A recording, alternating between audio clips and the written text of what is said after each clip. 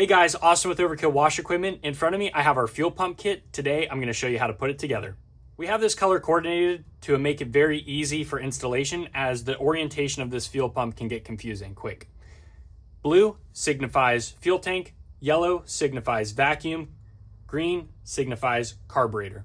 First thing to understand with this system, the fuel pump is 1/4-inch barbs, but your end components for your carburetor and your vacuum are 3/16.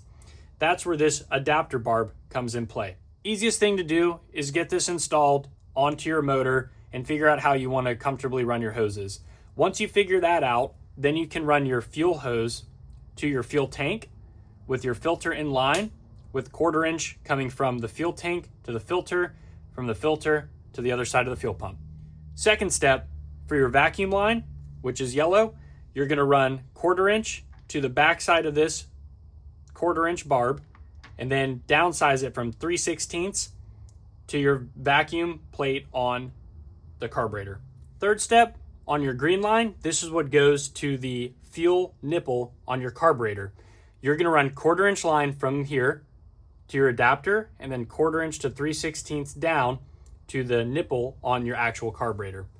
That's kind of a very generic overview. I have a couple videos on how to actually get to the insulator barb for your machine. This will be the same application with the GX160, 200, 270, and 390. The other option, if you ordered a kit that has an hour meter, you will get this hour meter pre-installed on your plate with the wiring to hook up to your spark plug / ignition boot. What you're gonna do is you're gonna pull your wire, strip off a tiny bit, like so, and on the piece that connects to the spark plug, it's a rubber boot, which looks something similar to this.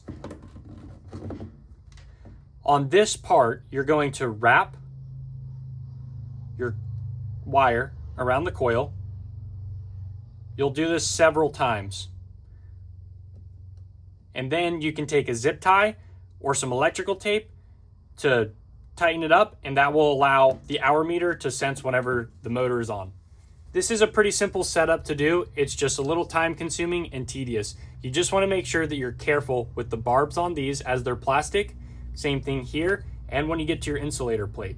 You want to make sure that the insulator plate that you pull off, this one goes in the same exact orientation. Pay attention to the fins, how this is orientated, just like your OEM one that's coming off. If you have any questions, please leave a comment down below. And we keep looking. Over 50% of viewers are not subscribed. If you're not subscribed, you won't be able to get notified when important videos like this come out. Thanks for watching and have a good day.